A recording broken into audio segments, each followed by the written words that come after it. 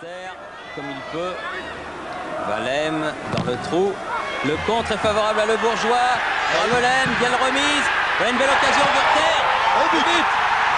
Et tout ça est parti. Tout ça est parti d'un superbe tacle, d'un jaillissement. D'autres diraient qu'ils ont giclé. Oui, le jeune Gauthier a superbement giclé. On va le revoir tout à l'heure. Mais par la suite, bonne inspiration, Willy Gorter, qui venait loin de derrière, loin. Ils étaient deux, Jean-Michel. Gorter a marqué le but. C'est quand même le plus important. Et ça serait grave pour Lens après moins de 20 minutes de jeu. Il va la jouer décalée cette balle. Monsieur Arsène resté à 9,15 m. Oui. Oh, superbe parade. Dangbeto. Et la voilà la balle de break. Et pourtant Lama a fait ce qu'il pouvait. Et après moins de 20 minutes, je vous le disais, 20e minute, 2-0 grâce à ce deuxième but de Dangbeto. Une telle force, voilà, coup de pied. Il ne peut rien faire si ce n'est repousser ce ballon. Il est dans le sens du jeu. Hippolyte Dangbeto. Vous savez que on a calculé la vitesse des ballons frappés à hauteur des 16,50 m, Thierry. Marquer un but pour leur permettre de revenir un petit peu dans la partie. Mal poussé cette balle. Adjovi Boko sur le côté droit. Bon contrôle et bon débordement. Ah, ils sont deux. Allez, but de Jean-Guy Walem. Et non, il n'y a pas hors-jeu.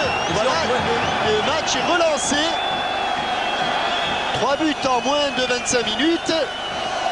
Les canonniers sont de sortie, comme dirait Guy Misselin. Centre en retrait. Et il a raison, monsieur l'arbitre, car ils sont au maximum à hauteur du dernier ou de l'avant-dernier défenseur, le dernier étant Philippe Montagnier. Et comme sur le deuxième but, le premier but de Caen plus exactement, eh bien ils étaient deux à la réception du ballon là. Valem le catapultant vraiment sous la barre. 2-1, match offensif comme on l'attendait. Le revoilà Walem avec le ballon. Et Graben a été obligé d'intervenir défensivement. Gillot. Monsieur Sarah, le point de pénalty. Et il a raison. Emmanuel Rival, juste avant le repos. Faute sur Sikora. Tout ce qu'il y a de plus idiot. Ah, c'est un peu le manque d'expérience peut-être pour ce jeune joueur. Battu au départ et il lui prend le bras gauche. Le bras droit, pardon. Et Dumas, le capitaine, est allé au renseignement auprès de Monsieur Sarr. Les renseignements pris, il y a pénalty. Gillot a une occasion de mettre les deux équipes à égalité juste avant la mi-temps. Sur ce pénalty, Gillot face à Montagnier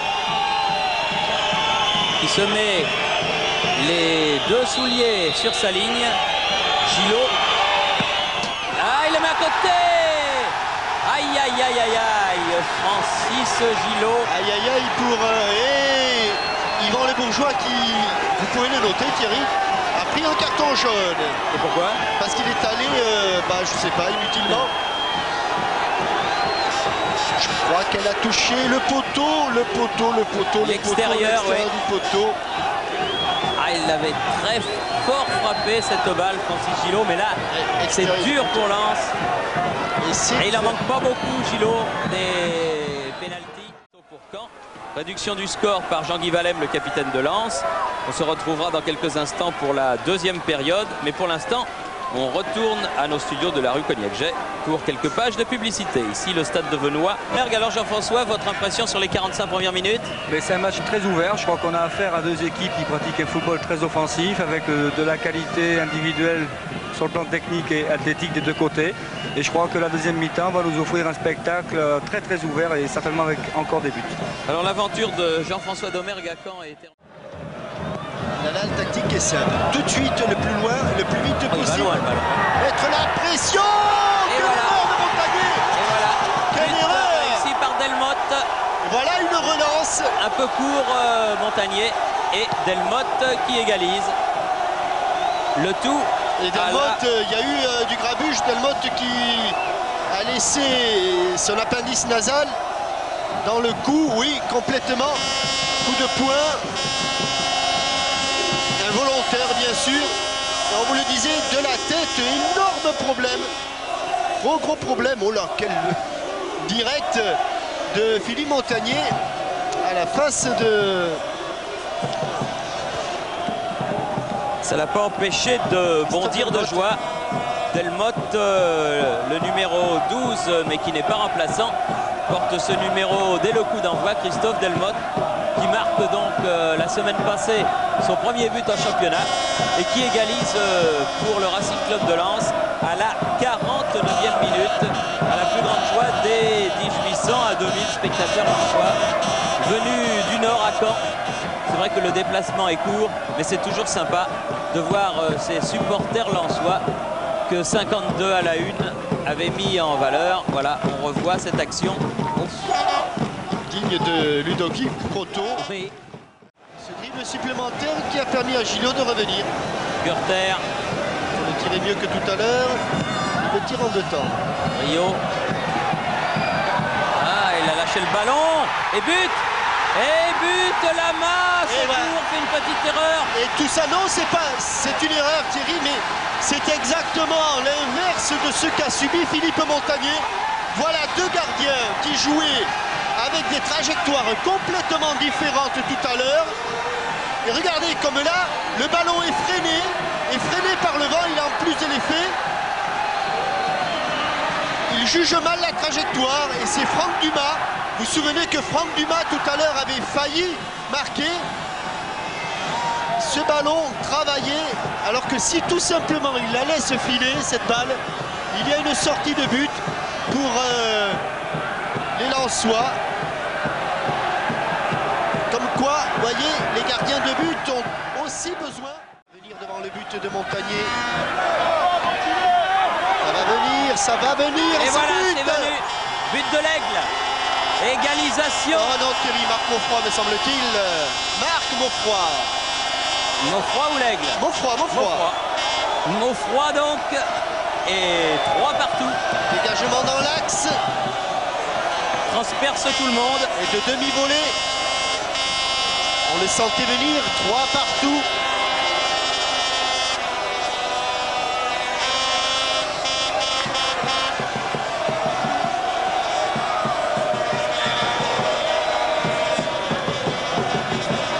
Contrôle de la poitrine. Et à la tombée du ballon. Bonne frappe du coup de pied. Mais c'est fini. C'est fini. Eh bien, il y aura prolongation dans quelques instants.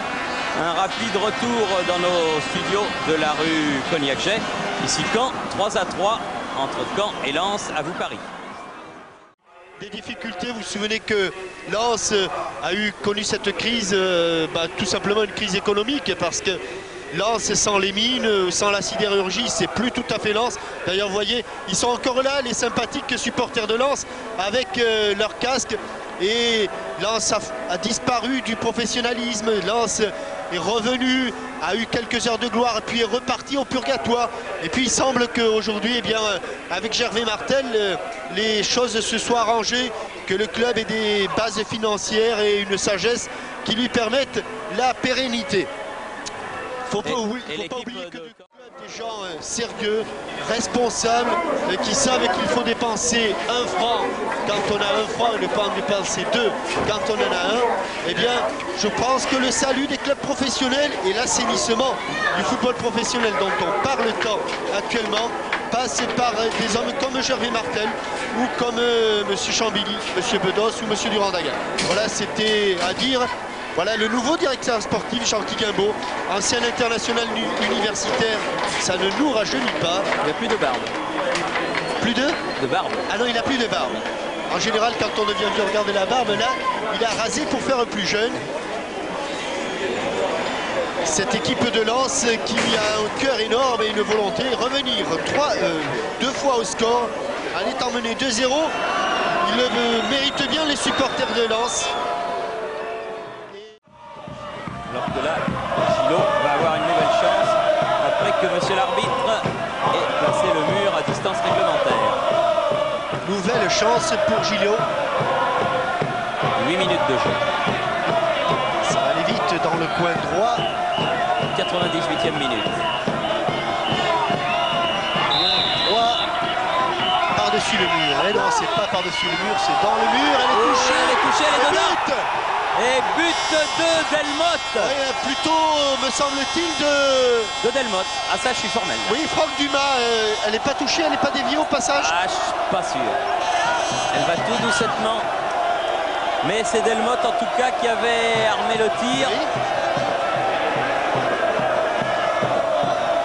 Alors attribuons-la à Delmotte, mais là on va revoir ici la reprise de Delmotte et non, c'est contre son camp du jeune Emmanuel Rival.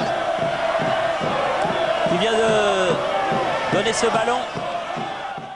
Petit-fils et supporter de la Saint-Étienne. C'est reparti pour 15 minutes.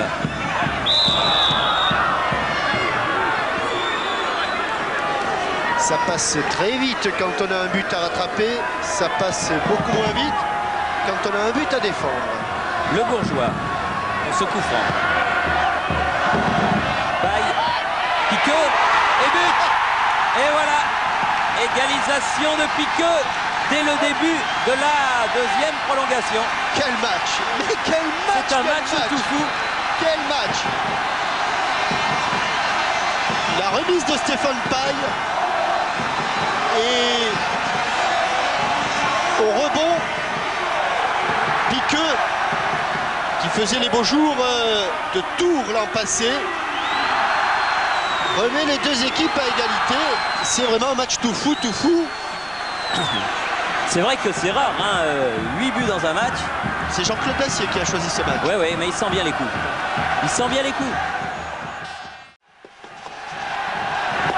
Ah, ils ont eu les ressources, les Canets, c'est bien. Oui, parce qu'on les sentait pas très bien. Gorter. Boing. Oh, quel but! Oh là là Oh, quel là but! là. Oh, quel but! Oh, celui-là, il fait mal. Oh, quel but extraordinaire! Terrible. Il ne pourra pas entrer dans le top but. Oh oui, tu as raison, mon pauvre Bernard, de te tenir la tête. Quel but sensationnel! Amorti de l'intérieur du pied. Et regardez comme le ballon est travaillé. Impossible d'aller le prendre. Et là, vous n'avez pas eu en plus le sentiment de vitesse que l'on a eu ici. Mais c'est un véritable boulet de canon. Oh. Image... Ah, celui-là, quel but! L'image a été usée et usitée, mais c'est vraiment un coup de fusil que Willy Gorter a déclenché. Quelle frappe sensationnelle! Rien de mal qui ont cru que c'était un vrai arbitre. Lama. Jeu, Olivier Piqueux. Non, ce n'est pas fini encore. Non, Pas encore. Coup franc. Encore une chance pour les nordistes. Les petits ramasseurs de balles sont encore entrés. Il n'est pas à 9,15 m. 20 fois-ci, c'est fini. Et voilà, c'est fini. C'est fini. Donc, qualification du Stade Malherbe de Caen sur sa pelouse, sur ce score tout à fait inhabituel de 5 buts à 4. Des buts marqués 2 par Gorter, le premier et le dernier, Dangbeto, Gravelaine et Piqueux, contre 2 buts de Delmotte, un but de Wallem et un but de Maufroy. Et le héros du match, ici, donc Willy Gorter, le néerlandais. Et rendez-vous ce soir pour voir tous ces buts, pour voir, n'oubliez pas, surprise, n'oubliez pas Ushuaïa.